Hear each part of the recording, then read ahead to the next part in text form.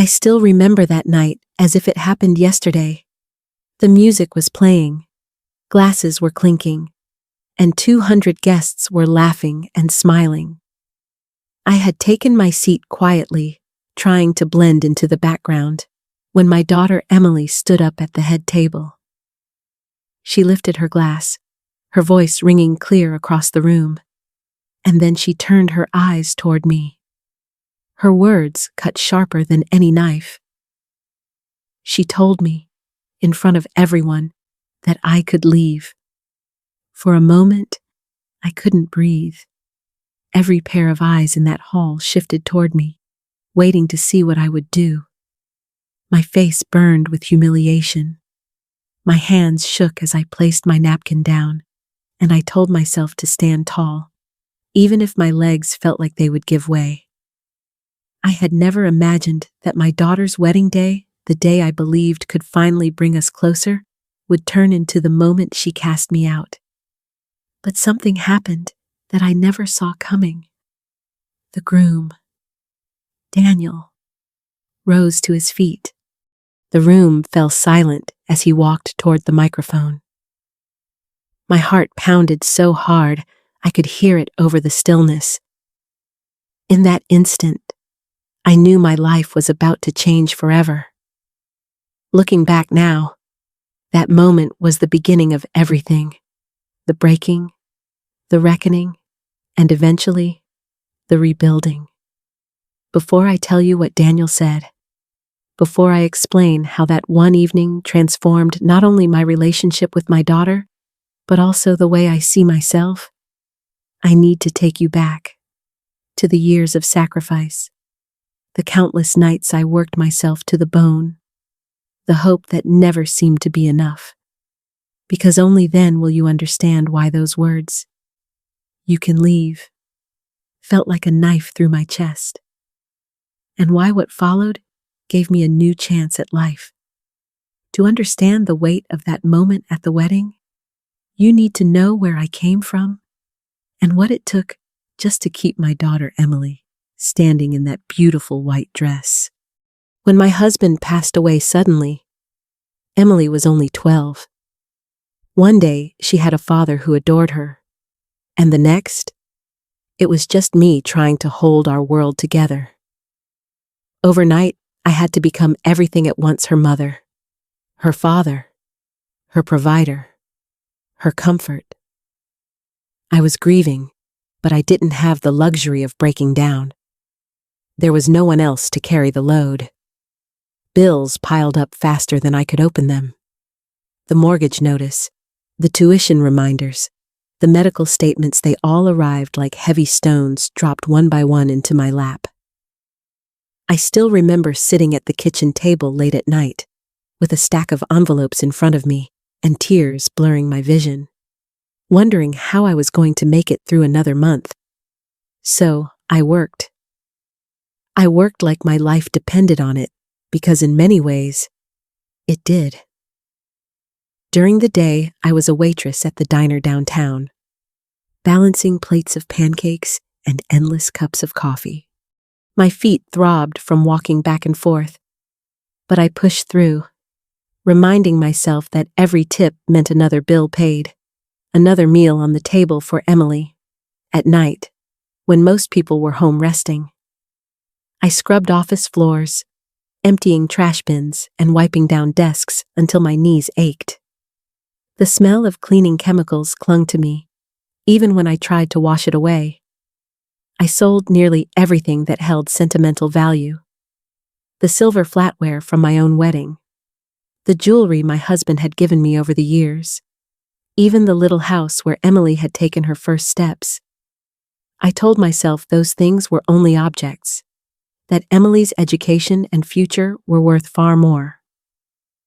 When that still wasn't enough, I slid my wedding ring across a jeweler's counter in exchange for another semester of college for her. That was the hardest loss of all, the last tangible piece of the love I once shared with my husband. Through it all, I clung to one hope: that Emily's life would be brighter than mine, that she would walk through doors I could never reach, that she would have opportunities I only dreamed of. For me, love was not about words. It was about action. It was about survival. It was about sacrifice. I used to picture her future the way other people might imagine their retirement, like a light at the end of a long, grueling tunnel. I believed that every double shift, every aching muscle, every dollar sacrificed would someday be worth it when she stood on her own 2 feet, successful and grateful. But as the years went on, something shifted. Emily grew more distant. The phone calls became fewer, the visits shorter, and the conversations more strained. I tried to tell myself it was just the busyness of growing up, that she needed space to build her own life. Still, the silence hurt. I found myself waiting for messages that never came, excusing the distance with endless reasons that soothed my pride but not my heart. There were nights I lay awake staring at the ceiling, wondering if all my sacrifices had made me invisible instead of honored. I told myself over and over that she would come back to me, that one day she would see all I had done, that one day, when she needed me most, she would understand. So when her wedding day arrived, I let myself believe it might be the turning point. I thought maybe this would be the day Emily welcomed me back into her life, not as a burden or an afterthought, but as her mother, the woman who had carried her through loss and hardship, the woman who had given up everything so she could have the life she wanted. I clung to that hope with both hands as I pressed the folds of my wine-colored dress and fastened the pearl earrings my own mother had once worn. In the mirror, I practiced a smile, telling myself that today, no matter what, I would stand with dignity. What I didn't know then was that the very day I hoped would bring me closer to my daughter was the same day she would push me farther away than ever before. And it all began at the wedding itself. The church that afternoon looked like something out of a postcard. White lilies lined the pews, soft ribbons trailed down the aisle, and sunlight poured through the stained glass windows in colors so rich they seemed painted by hand. It was exactly the kind of wedding Emily had once described to me when she was just a little girl, clutching a magazine photo and whispering about her dream day. I arrived early, dressed in my carefully pressed wine-colored gown. I had saved those pearl earrings for this very moment, earrings that had once belonged to my mother, passed down to me like a quiet blessing. I wanted everything about my appearance to whisper dignity and love. I even wrapped a set of fine china, a gift I had spent months saving for, hoping that when Emily opened it, she would see the care in every detail. I walked toward the front pews with my heart full, but I didn't make it far. A man in a crisp suit, holding a clipboard, stopped me. He explained that the first rows were reserved for immediate family. For a moment I was confused, because I was immediate family. I was her mother. But he checked his list and said my seat was in row 5. Row 5? Not the front. Not where a mother should be sitting to watch her only daughter walk down the aisle. I felt a sharp sting in my chest, but I told myself to accept it, to sit down quietly and not make a scene. As I slid into the wooden pew, strangers began filling the seats in front of me, the very place I had once imagined myself sitting proudly as Emily's mother. I folded my hands in my lap, trying to steady my smile, telling myself it was just a mistake, or maybe a misunderstanding. But deep down, I knew it was intentional. The reception hall was breathtaking, strung with golden lights that shimmered across the garden outside. Round tables were covered with crisp linens, each centerpiece a vase of pale roses. It was the kind of beauty that should have made me feel proud. Instead, I found myself tucked away at table number 10, right beside the kitchen doors. I could hear the constant swinging open of those doors, the clatter of dishes, the sharp smell of reheated food that drifted out with every passing tray. From where I sat, I could barely see the head table where Emily and Daniel were glowing under the chandeliers. I placed my gift beside my chair, then tried to engage in polite conversation with the strangers seated next to me. They were kind enough, but they had no real connection to the bride or groom. One woman even asked if I was just a friend of the family. I forced myself to smile and tell her I was Emily's mother. I watched the surprise flicker across her face, and I could feel her trying to mask her confusion. That question stayed with me. Was I really seen as just another guest? Was my role as Emily's mother now something hidden, pushed aside, stripped of its meaning as the night went on? I kept waiting for my moment, the one chance I believed would heal everything. I told myself it would come during the toasts. Surely, I thought, when Emily stood to speak, she would acknowledge me. She would share even a small word of gratitude, a recognition of the years I had carried her when no one else could.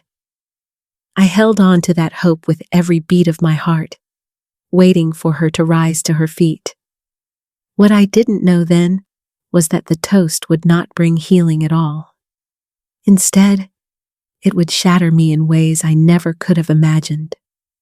When the time for toasts arrived, I held my breath. My heart raced as Daniel spoke first, his words full of warmth and gratitude. He thanked his parents, his mentors, his friends. The room filled with laughter at his childhood stories, and I clapped with the rest, waiting for the moment I believed would be mine. And then Emily stood.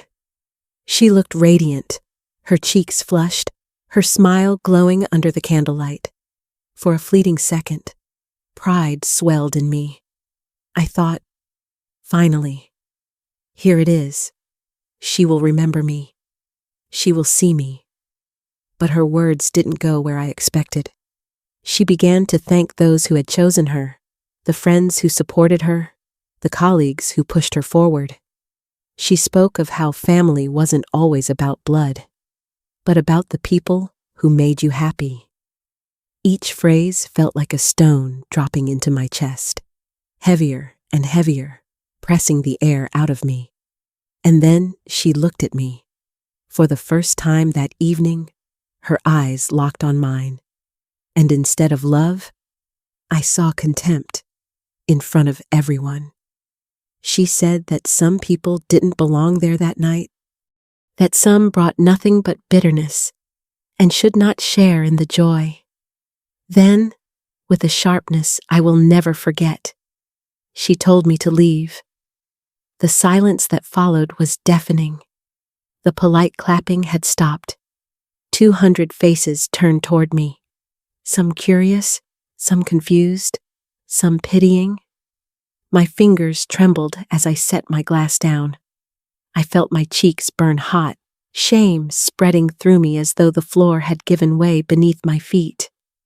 I told myself to rise with dignity, even if my heart was shattering. I smoothed my dress, steadied my shoulders, and prepared to walk out. But before I could take a step, something unexpected happened. Daniel pushed his chair back, the scrape of it echoing louder than any applause. The entire room froze. He walked toward the microphone with a look in his eyes I had never seen before, determined, unwavering. Emily tried to hold him back, but he broke free and kept going. And then, standing at the front of the hall, Daniel began to speak not about love or celebration, but about truth. He said he had believed Emily when she painted me as bitter and controlling, but that over time, he had heard a different story. He spoke of how I had worked double shifts to keep food on the table, how I had sold my jewelry, even my wedding ring, just so Emily could have a chance at college. He told everyone that while I had given everything, Emily had answered only 3 of my calls in the past 3 years. Gasps rippled through the crowd. I could barely stand, my knees trembling under the weight of his words. And then came the moment no one could have predicted. Daniel slipped the wedding band off his finger. The gold caught the light as he placed it firmly on the head table in front of Emily. A glass dropped somewhere in the room, shattering on the floor. He declared that he could not marry someone who showed cruelty to the very person who had given her life. The room erupted into shocked whispers, chairs scraping, people looking back and forth between Emily and me. My daughter's face went pale, her hands trembling as tears filled her eyes. She begged him to stop, but he stood firm, his voice steady and final. I don't remember how I left the hall. The only thing I recall is the weight of 100 whispers following me, clinging to me like shadows. The night air outside hit me like a wave, cool and sharp, but for the first time in hours, I could finally breathe. What Daniel had done was more than a defense. It was a revelation, and it left me standing in the dark with a truth I could no longer ignore. I remember stepping outside that night, the heavy wooden doors of the reception hall closing behind me, muffling the chaos inside. The air was crisp against my cheeks, carrying the faint scent of roses from the garden. I found a bench beneath a row of lanterns and lowered myself onto it, my chest rising and falling in shaky, uneven breaths. For the first time all evening, I wasn't under 200 pairs of eyes. For the first time, I could finally breathe. I sat there stunned, replaying it all in my mind, the humiliation, the whispers, Daniel's words, the ring left behind on the table. It was as if the ground I had been standing on for years had shifted beneath me. Tears spilled without my permission, not only from the shame of being told to leave, but from the strange, almost frightening relief I felt. Relief that finally, someone had spoken the truth I had carried alone for so long. Relief that I no longer had to explain or justify my sacrifices. My phone buzzed in my hand, and I saw my sister Sarah's name appear. She had already heard what happened, and her voice was full of concern. She told me to feel proud, that at last someone had defended my honor. But all I could whisper back was that I didn't know how I felt. Part of me was broken, yet another part felt lighter than I had in years. As I sat under those lanterns, something began to shift inside me. For decades, I had begged silently for Emily's love. I had convinced myself that if I worked harder, gave more, sacrificed enough, she would see me, she would come back to me, and in return, I accepted scraps of affection, moments of attention that never lasted. But that night, with the music faintly spilling out from the glowing windows of the hall, I understood something new. I could not spend the rest of my life begging for what should be freely given. I could not keep bending until I broke just to be noticed by the very person who should have cherished me most. I told myself quietly, almost like a vow, that things would be different. If Emily ever wanted me in her life again, it would be on different terms, my terms. I would no longer chase love at the expense of my own worth. And for the first time in years, even through the tears, I felt a strange kind of peace. But peace, I would soon learn, doesn't mean the storm is over. It only means you've stopped standing in the middle of it. The real test came the very next morning, the morning after the wedding. My phone would not stop buzzing. At first, I hesitated to even look at the screen, afraid of what I might find. But eventually, I opened the messages, and there they were, long paragraphs from Emily.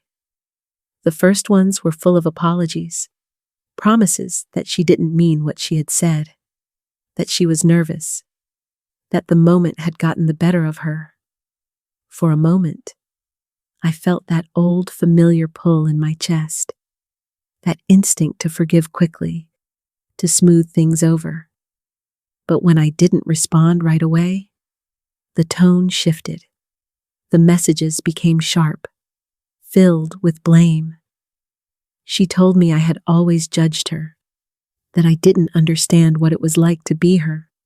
Reading those words, I felt the sting of years past. The same accusations I had heard in so many different ways, always meant to make me doubt myself. By the evening, the messages darkened even further. She hinted that if I didn't answer, she might do something drastic.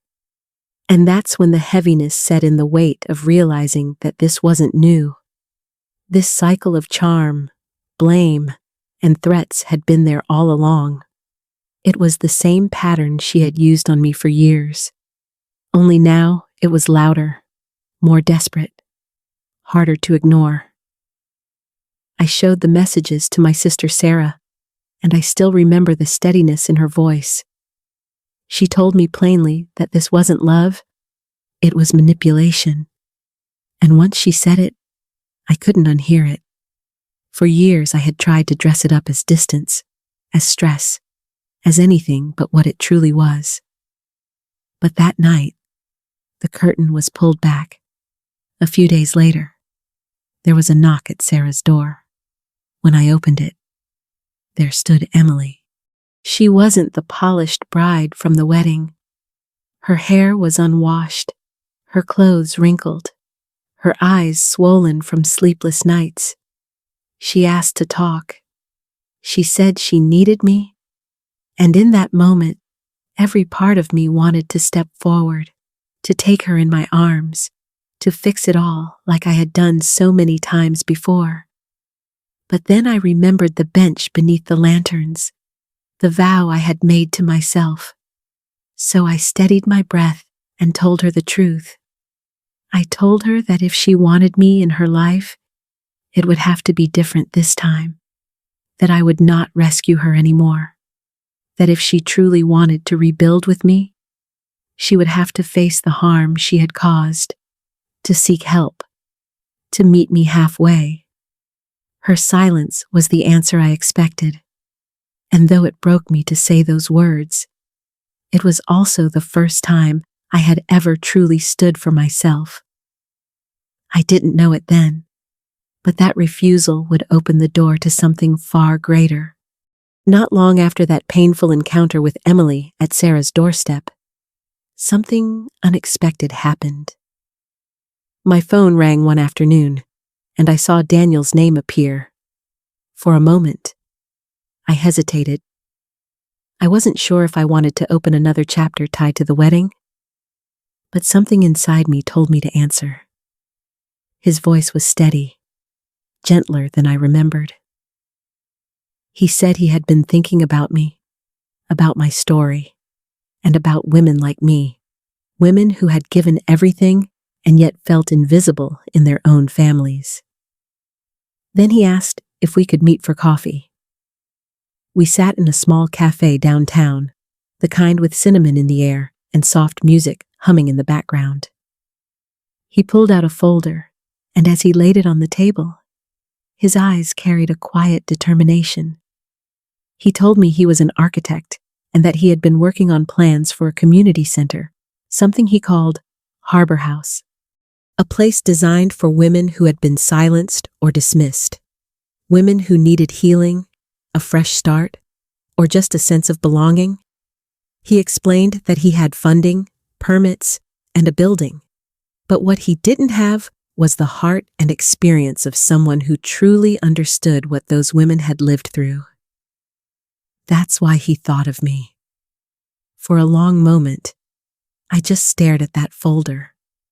Part of me wondered if I was capable of stepping into something so big, so new. After all, I had spent so many years shrinking myself down to survive. But another part of me, the part that had sat on that bench outside the wedding hall and vowed not to beg anymore, began to stir. I realized that my pain didn't have to end with me, that maybe, just maybe, I could turn it into something bigger, something that could reach others who had carried the same invisible weight. So I said yes. From that day forward, my weeks looked different. Instead of waiting by the phone for Emily, I found myself walking through the dusty halls of an old building with Daniel. We imagined classrooms, kitchens, quiet corners for reflection. I suggested a craft room where women could sew, a library where they could sit in peace, a kitchen where they could learn skills to rebuild their lives. Slowly, the empty space began to transform in my mind into a place full of laughter, healing, and second chances.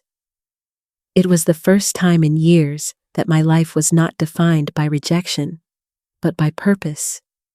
And soon, that purpose began to take shape in ways I never could have predicted. 6 months later, I stood on the lawn of Harbor House, staring at the building that had once been a dusty shell. Now, it was alive with color. Balloons swayed gently in the summer breeze.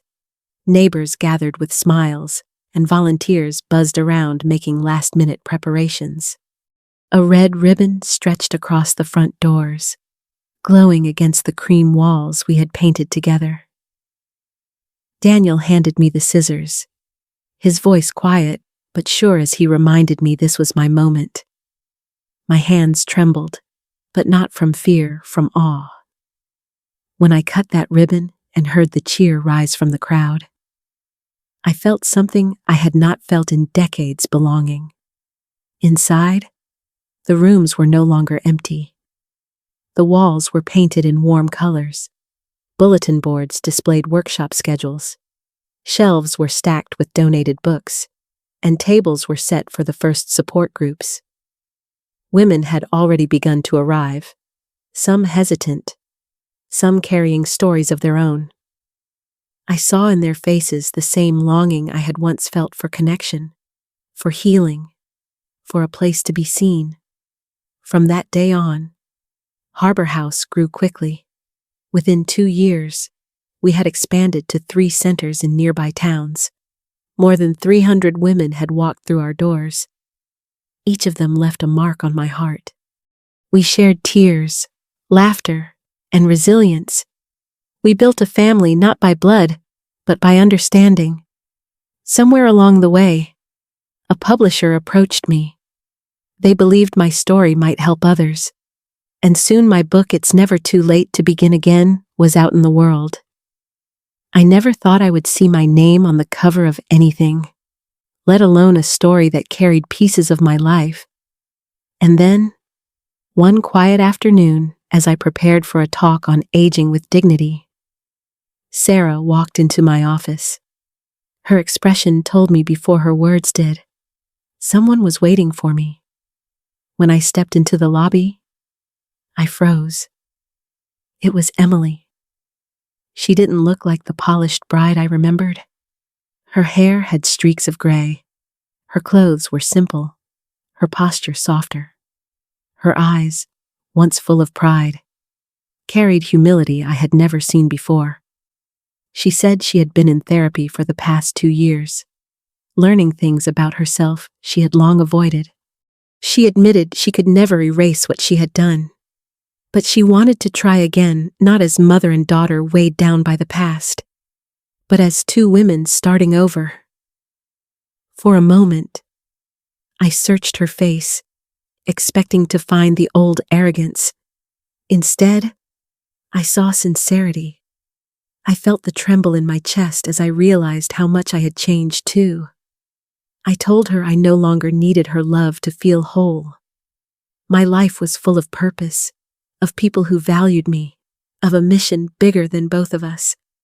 But if she truly wanted to rebuild, we could try, slowly, carefully, as equals. Her tears glistened as she nodded, and in that moment, I knew that even though time had been lost, growth was still possible. As I looked around Harbor House that day, listening to the hum of women's voices, the sound of healing filling the air, I understood something deeply. Sometimes, being a good mother begins with becoming a whole woman, and in finally choosing myself. I had found both. Looking back now, it's almost hard to believe how far I've come from that night when my daughter told me to leave her wedding. At the time, I thought I had lost everything. I thought I was walking out of that hall alone, carrying only humiliation and heartbreak. But what I didn't realize was that I was also walking into a new chapter of my life, through Harbor House, through the women I've met, and through the strength I found in setting boundaries. I discovered something I wish I had known years earlier. Love that has to be begged for is not love at all. Real love, whether from family, friends, or even from ourselves, should come freely. It should lift us, not diminish us. My journey has taught me that sometimes the bravest thing we can do is stop chasing what hurts us and start building what heals us. For me, that meant transforming pain into purpose, choosing dignity over desperation, and learning to see my own worth even when the person I wanted it from most couldn't. When Emily returned, humbled and willing to try again, I realized that I no longer needed her acceptance to feel whole.